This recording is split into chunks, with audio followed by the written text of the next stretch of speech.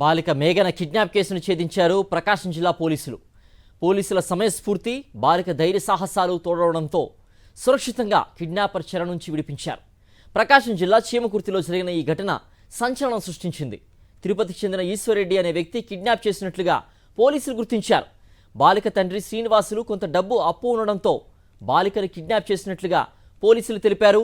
డబ్బులిస్తేనే బాలికలు అప్పగిస్తానని, లేకపోతే చంపేస్తానని బెదిరించాడని ప్రకాశం జిల్లా ఎస్పీ దామోదర్ వెల్లడించారు. సీసీటీవీ ఫుటేజ్, సెల్ టవర్ ఆధారంగా ఈశ్వర్రెడ్డిని కావలి వద్ద అరెస్ట్ చేసినట్లుగా పేర్కొన్నారు. బైక్ పైన ఉన్న బాలిక మేఘన పోలీసుల్ని చూసి కేకలు వేయడంతో కిడ్నాపర్ను గుర్తించినట్లుగా చెప్పారు.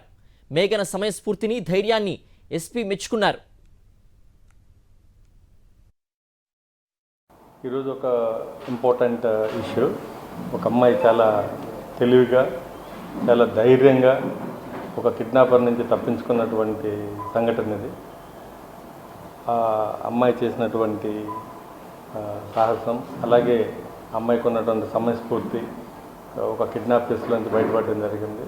ఈ కేసుకు వివరాలకు సంబంధిస్తే శ్రీనివాసులు అనే వ్యక్తి తిరుపతిలో 2019లో ఆయన బతుకుదేరు కోసం అక్కడ వెళ్ళారు. వెళ్ళిన తర్వాత అక్కడ ఎదురుగా ఉన్నటువంటి ఒక ఇంట్లో ఈశ్వర్రెడ్డి అనే వ్యక్తితో పరిచయం అయింది. వీళ్ళకి కొన్ని అవసరాలు చూస్తే అప్పు తీసుకోవడం జరిగింది.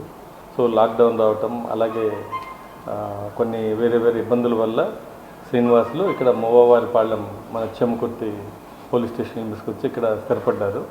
సో ఇతను కొంత బాకీ ఉంది, అతనికి ఒక 5 లక్షలు తీసుకొని కొంత అమౌంట్ పే చేశారు. డబ్బులు ఇస్తే మీ అమ్మాయిని వదులుతాను, లేదంటే కిడ్నాప్ చేసి తీసుకెళ్ళి చంపేస్తానని బెదిరించడం జరిగింది. సో మన టీంలన్నీ కూడా రాజేష్ అండ్ టీం కూడా ఇక్కడి నుంచి ఇన్ఫామ్ చేయడంతో మనకు కావలి రూరల్ దగ్గర బిట్రగుంట అనే దగ్గర కిడ్నాపర్ని, ఈ అమ్మాయి కూడా అప్పుడు అక్కడ అరవడం అన్నీ చేయడంతో ఇమ్మీడియట్లీ ఐడెంటిఫై చేసి ఈ అమ్మాయిని మనం రెస్క్యూ చేయడం జరిగింది.